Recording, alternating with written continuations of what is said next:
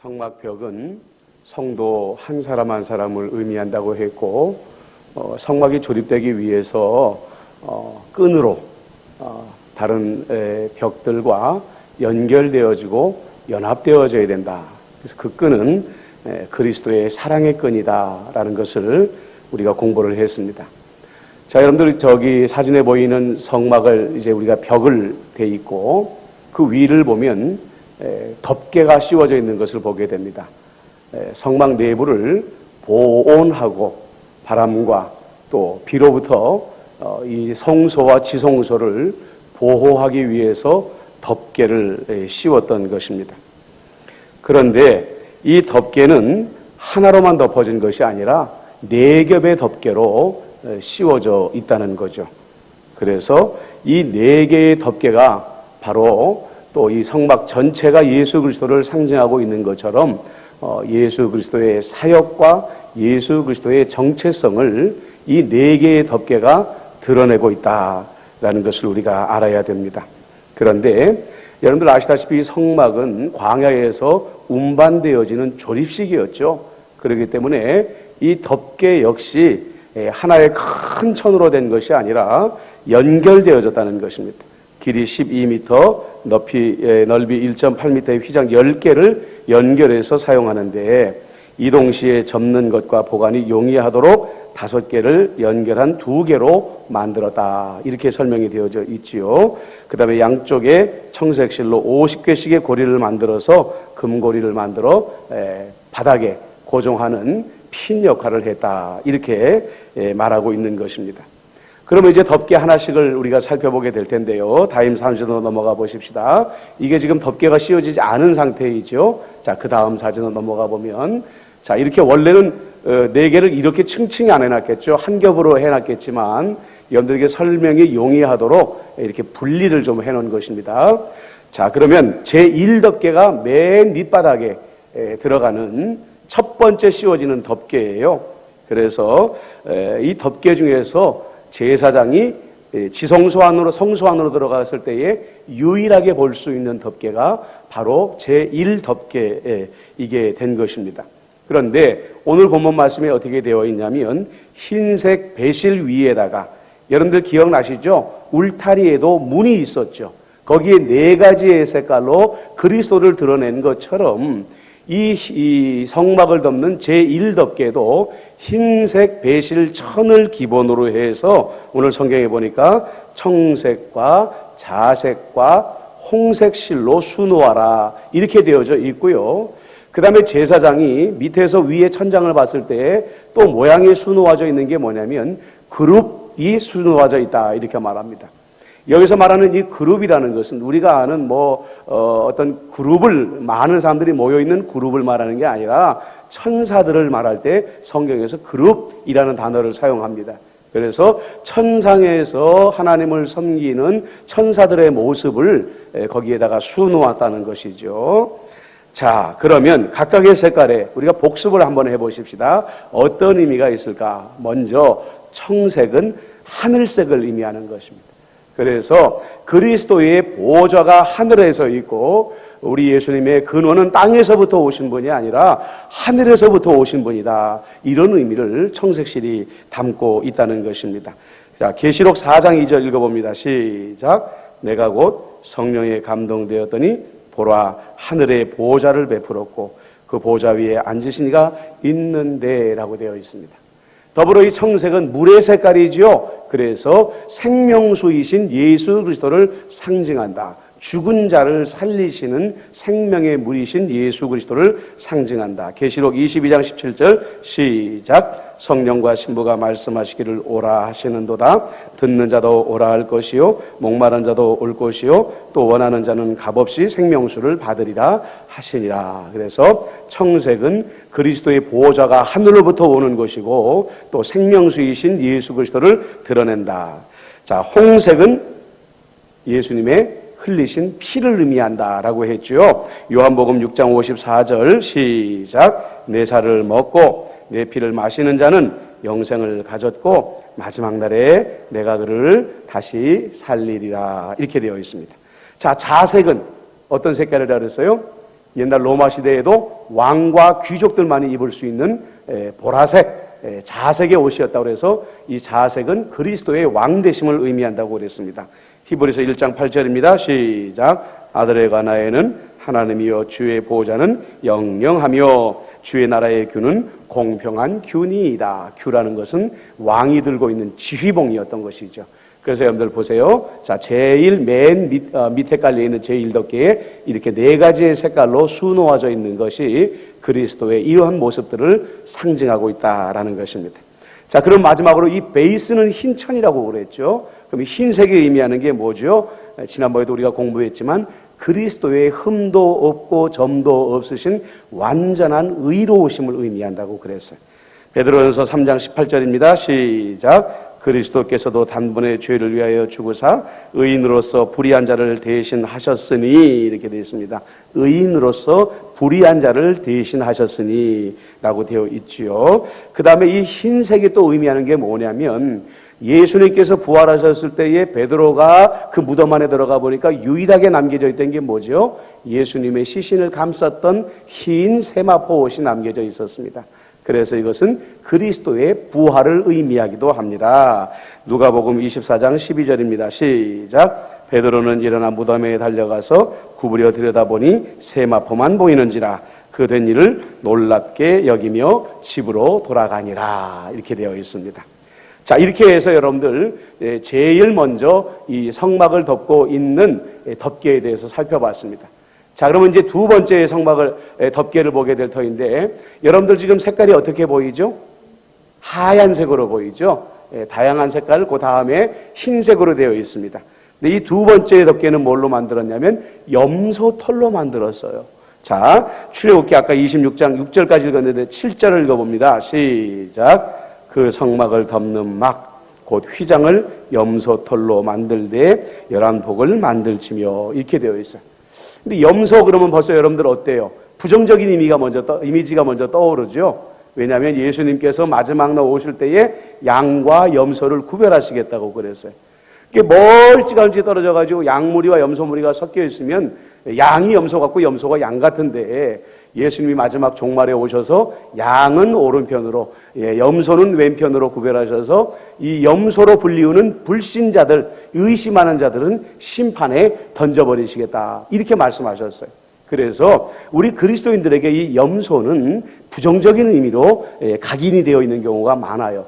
그런데 성경에 보면은 하나님께서 대속죄일 1년에 단 한 차례 대제사장이 모든 이스라엘 민족의 죄를 속죄하는 대속죄일에 여러분들 아사셀의 염소라는 제도가 있었어요. 그래서 두 마리의 염소를 잡아서 한 마리는 죽이고 한 마리의 이마에다가 대제사장이 안수를 합니다. 뭐라고 안수를 하냐면 하나님 이스라엘 온 민족의 죄를 이 염소에게 우리가 보냅니다. 전가시킵니다. 그리고서는 어떻게 하냐면 이 아사셀의 염소를 광야로 쫓아내버려요. 그럼 이 염소는 어떻게 되죠? 광야에서 사자들의 먹이가 되어서 목숨을 잃어버립니다. 그러니까 온 이스라엘의 민족의 죄를 대신 짊어지고 광야로 쫓겨가서 이스라엘이 죽어야 되는데 이 아사셀의 염소가 대신 죽는 거라는 거예요. 그래서 이 양털 덮개는 뭘 의미하는 거예요? 아사셀의 염소를 의미하는 것입니다.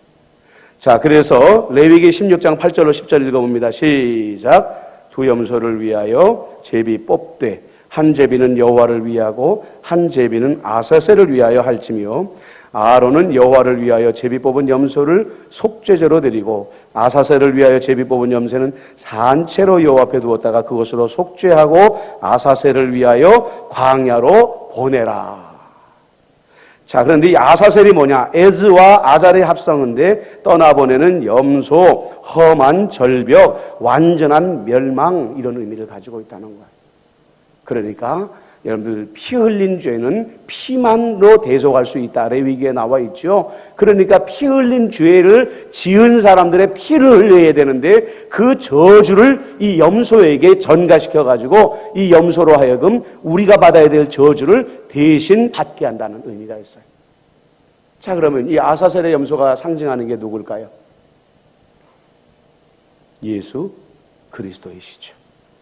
그래서 마태복음 27장 46절에 읽어봅니다. 시작. 제9시쯤에 예수께서 크게 소리질러 이르시되 엘리 엘리 라마 사박다니, 이는 곧 나의 하나님 나의 하나님 어찌하여 나를 버리셨나이까.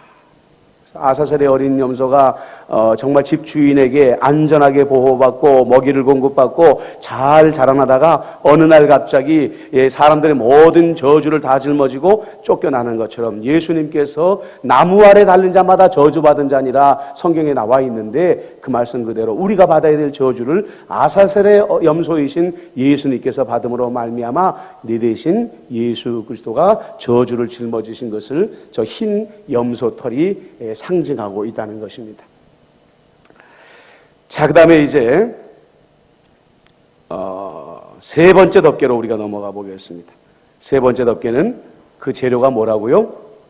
붉게 물들인 수량의 가죽. 그래서 빨갛죠.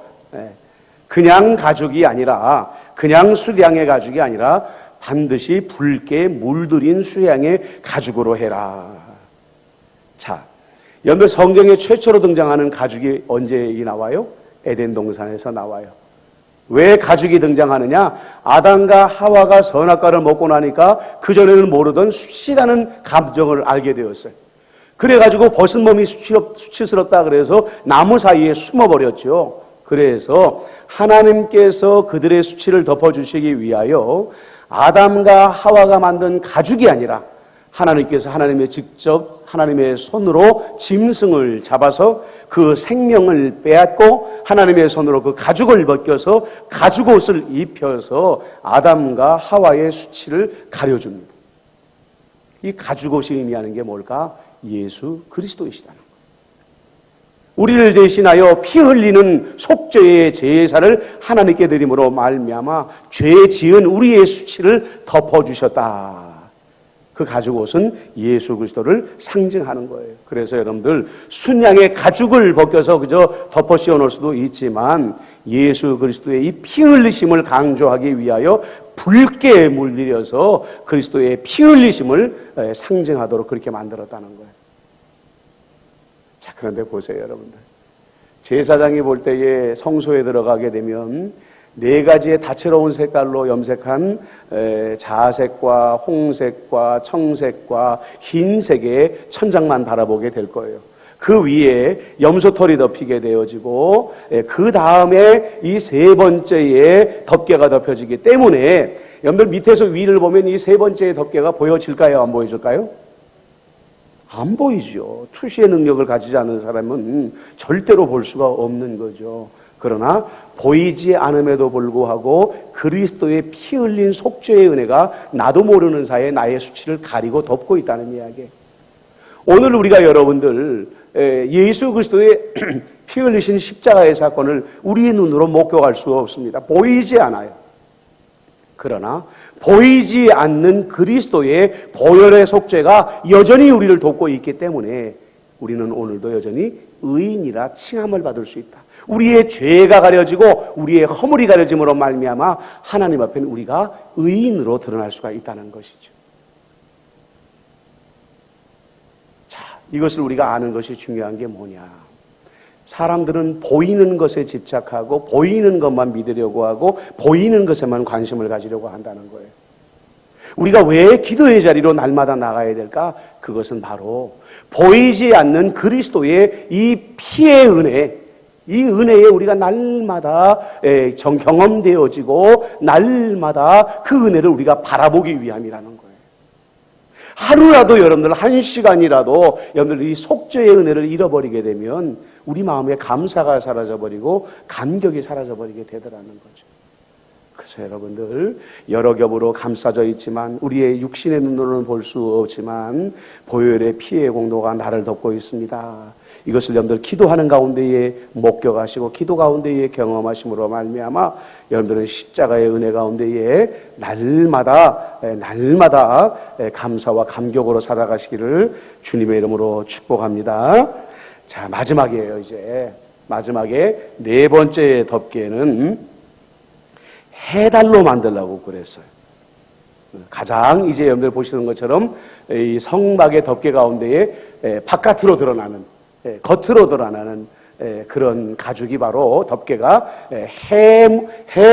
달로 만든 가죽이었다는 거예요. 그런데 이 성경에 나와 있는 이 해달이라는 것은 우리가 동물원에 가게 되면 보게 되는 우리가 상식으로 알고 있는 해달이 아니에요. 번역하는 과정에서 우리말로 적당한 말이 없기 때문에 그냥 가장 우리가 쉽게 이해할 수 있는 해달이라는 단어로 바꾼 거죠. 그래서 히브리어는 뭐라고 나와 있다고요? 괜찮아요, 놔두세요. 어떻게 나와 있다고요?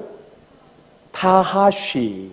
그런데 이 타하시라는 건 굉장히 광범위하게 쓰여지는데 바다에 살아가는 생물들을 의미하는 일반적인 용어였다는 것입니다. 그래서 돌고래, 상어, 물개, 바다소 이런 바다 짐승들을 일반적으로 타하시라고 불렀고 본문에서만 이것을 한글 성경으로 번역할 때에 해달이라고 번역을 했다는 거예요. 학자들은 대부분 이 해달이라는 가죽을 그 당시에 애굽 사람들이 신발을 만들 때에 주로 사용하였던 돌고래 가죽이었을 것이다, 이렇게 추정을 합니다. 물론 여러분들 모든 사람들이 이 돌고래 가죽으로 신발을 만들 수는 없었어요. 왜냐하면 굉장히 고귀한 가죽이었기 때문에 그래요. 돌고래 가죽이라는 것은 구하기도 힘들었고 그 기능이 좋았는데 물이 들어오지 않는 방수 가죽이었단 말이에요. 그래서 신발로 만들면 아주 기가 막히게 된, 요즘에 말하면 고텍스 같은 그런 가죽 신발이 되어서 이 가죽은 굉장히 귀한 것이었습니다. 자, 그런데 지금 여러분들이 언뜻 보시게 되면 저 해달의 가죽이라는 것이 아름답게 보여질 수 있는데 사실은요, 여러분들 보세요. 이 가죽들 가운데 얼마나 아름답고 멋진 가죽들이 많습니까? 표범의 가죽이라든지 호랑이의 가죽이라든지 이런 것들을 보면 문양이 굉장히 아름답잖아요.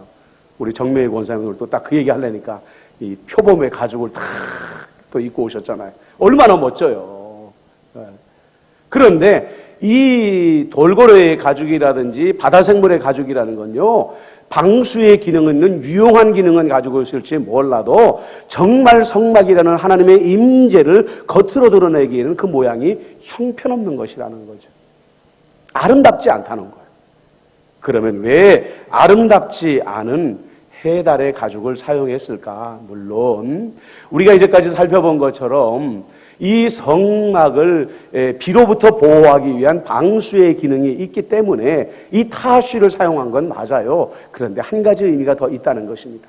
이 해달의 가죽은, 이 보잘것없고 볼품없는 해달의 가죽은 예수 그리스도의 인성을 드러내고 있다는 것입니다. 여러분들 자, 마지막 페이지에 이사야서 52장 2절로 3절 한번 읽어볼게요. 시작. 그는 주 앞에서 자라나기를 연한 순 같고 마른 땅에서 나온 뿌리 같아서 고운 모양도 없고 풍채도 없은즉 우리가 보기에 흠모할 만한 아름다운 것이 없도다. 그는 멸시를 받아 사람들에게 버림을 받았으며 간고를 많이 겪었으며 질고를 아는 자라. 마치 사람들이 그에게 얼굴을 가리는 것 같이 멸시를 당하여 있고 우리도 그를 귀히 여기지 아니하였도다. 여러분들 마른 땅에서 순이 올라오니까 그게 얼마나 비쩍 말라있고 볼품이 없었겠어요. 그런데 예수님께서 공생애로 이 땅에 오셨을 때에 그분의 외모가 준수하지 않았다는 걸 의미하고 있는 겁니다. 그런데 우리가 성화에서 만나는 예수님은 어때요? 먼저는 우리가 왜 유럽에서 전래되어진 예수님의 성화를 많이 목격했기 때문에 팔레스타인 땅에서 유대인으로 태어난 예수 그리스도의 얼굴을 우리는 본 적이 없어요. 노란 금발에다가 파란 눈에다가 하얀 피부를 가진 예수. 그러니까 여인들이 봤을 때 한눈에 뿅 갈 수밖에 없는 그런 예수님을 말하는데, 그러나 2000년 전에 이 땅에 오신 예수님의 외모는 우리가 봤을 때에 아마 길거리에 가가지고 메시아를 찾아봐라 했을 때 우리가 흔히 갖고 있는 메시아 이미지를 갖고는 도무지 만날 수 없는 볼품없는 외모였다는 거예요. 그래서 벌써 10여 년 전입니까? 팔레스타인에서 발굴되어지는 그 예수님 당시에 그 유골들을 기반으로 해가지고 어떤 사람이 이제 현대의 과학적인 기법을 도입해가지고 예수님의 얼굴을 입체적으로 상상해서 만들어 본 게 있어요. 여러분들 보신 적 있으세요? 제가 그 사진을 보면서 얼마나 자부심을 느꼈는지 몰라요. 내가 그래도 이 사람보단 잘났다. 형편없는 거죠, 얼굴이. 정말 어떻게 보면은 옛날에 크로마뇽인 같이 좀 닮았다고 할까. 머리는 곱슬곱슬곱슬하고 막 피부는 까무잡잡하고 말이죠. 광대뼈는 불쑥 튀어나와 있는 우리가 상상하는 예수님의 모습이 아니라 정말 팔레스타인에서 흔히 길에서 만날 수 있는 그런 얼굴 중에 하나였고, 오늘 이사야서에 보면 뭐라고 말하냐면요, 간고를 많이 겪은 얼굴이라고 그랬어요. 왜 간고를 많이 겪었을 거라고 생각하세요? 예수님의 아버지 요셉은 일찍 세상을 떠났습니다. 예수님은 마리아의 장남으로서 어린 날로부터 수많은 고생을 하면서 아버지의 천직인 목수를 물려받아서 손이 갈라지고 쪼개어질 때까지 열심히 일하면서 마리아 어머니를 섬겼고 동생들을 섬겼기 때문에 그 얼굴이 간고를 많이 겪은 얼굴일 수밖에 없었다는 거예요. 자, 그러면 예수님은 왜 이렇게 보잘것없고 연약한 인간의 모습을 가지고 이 땅에 오셨을까? 그것은 우리가 연약하고 우리가 부족하고 그리하여 허물 많고 죄악 많은 우리들과 똑같은 모습으로 오셔야, 그래야 예수님께서 우리의 죄를 대신 감당하실 수 있기 때문에 그렇다는 거예요. 그러니까 지금까지 기독교에서 유래된 그 이단들 중에서 영지주의자들은 그 사실을 받아들일 수가 없는 거예요. 어떻게 완전하신 하나님이 이렇게 보잘것없는 완전한 인간의 몸을 가지고 올 수 있느냐? 신이 어떻게 고통을 경험하고 신이 어떻게 죽을 수 있느냐? 용납할 수 없다. 그래서 이 사람들은 예수 그리스도가 인간의 형상을 띠고 왔고 가짜로 고통받으셨고 가짜로 죽었을 뿐이다 라고 말하거나, 아니면 한 인간이 있는데 그 인간 안에 하나님의 영이 들어가가지고 이 인간을 그저 도구처럼 쓰시다가 때가 되어서 십자가에 못 박게 만들고 때가 되어서 십자가에 죽게 만들었고 그냥 이것은 육체로 썩어져서 없어져 버렸다, 이렇게 말하고 있는 거예요. 그러니까 여러분들 그 영지주의적인 발상 가운데에서 통일교가 나오고 신천지가 나올 수 있는 거죠. 왜냐? 2000년 전에는 예수님께서 하나님께서 예수라는 인간을 택해서 그의 육신 안에 들어가서 메시아 역할을 했고, 이제는 문선명이라는 사람을 택해서 내 안에 하나님의 영이 들어와서 머물다가 떠나가셨다, 이렇게 말하는 거예요. 근데 성경은 뭐라고 말하죠? 완전하신 하나님이 완전한 인간이 되셨다. 우리의 상식으로, 우리의 과학의 지식으로 받아들일 수 없는 그 일을 예수님께서 행하셨다. 왜? 우리를 사랑하시기 때문에. 우리의 죄가를 담당하려면 완전한 인간이 되셔야 되기 때문에 예수님께서 그렇게 하셨다, 이렇게 말하는 겁니다. 자, 빌립보서 2장 8절로 읽어봅니다. 시작.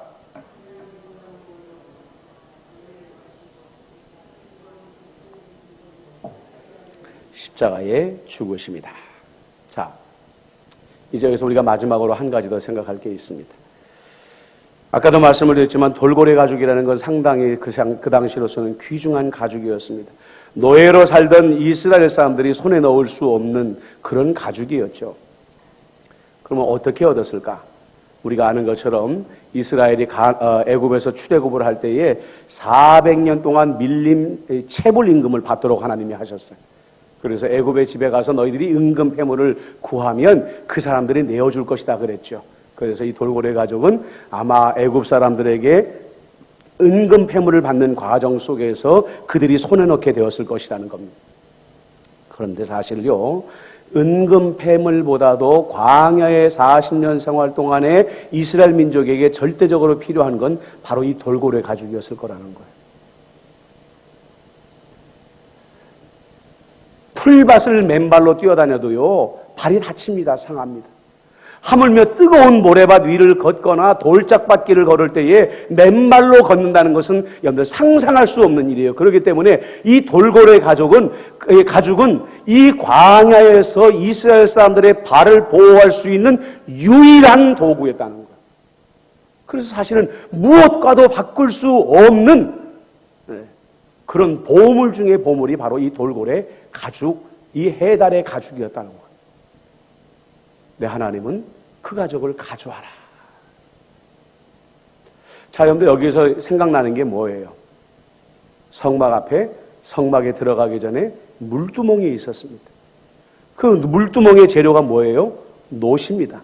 그냥 놋이 아니라 여인들이 평생에 단 하나 소장하는 자기의 얼굴을 아름답게 꾸미는 놋거울이었다고 그랬어요. 그런데 이 성막을 지키는 여인들이 자기들의 아름다움을 가꾸는 일을 평생 포기하고 하나님께 드림으로 말미암아 그 놋거울을 통하여서 제사장들의 손과 발을 씻는 물두멍을 만들었다는 겁니다.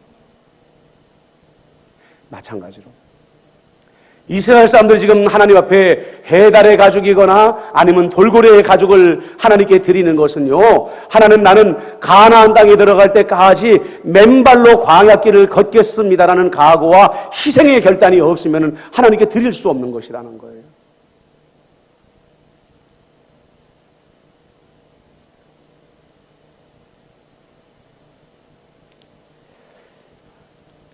우리가 교회를 위해서 어디까지 희생을 해야 될까? 여러분들 답을 가지고 계세요? 우리는 어디까지 교회를 위해서, 예수님을 위해서 희생해야 될까? 재정으로, 시간으로, 건강으로 어디까지 희생을 해야 될까? 답이 있어요. 여러분들이 받은 바 은혜대로. 받은 바 은혜대로. 그러면 우리가 지금 오늘 공부한 내용 가운데에서 우리가 주님으로부터 받은 바 은혜를 어디를 보면 알 수 있을까요? 성막의 덮개를 보면 알 수 있는 거예요.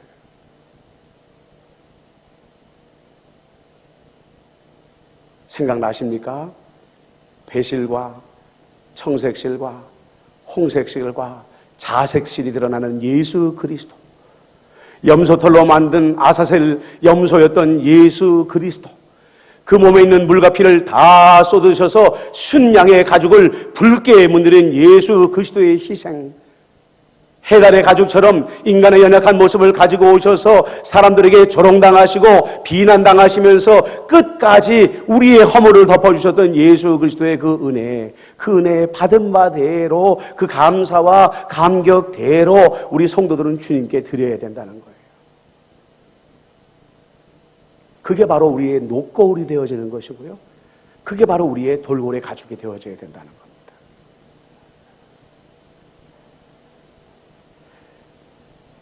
그런데 놀라운 일이 벌어지죠. 하나님, 나는 한평생 맨발로라도 주의 영광을 위해 걷겠습니다.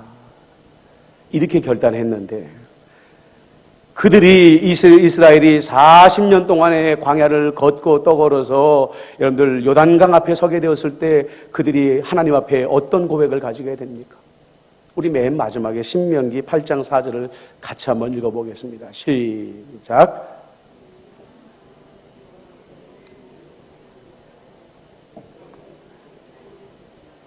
다시 한번 읽어보겠습니다. 시작.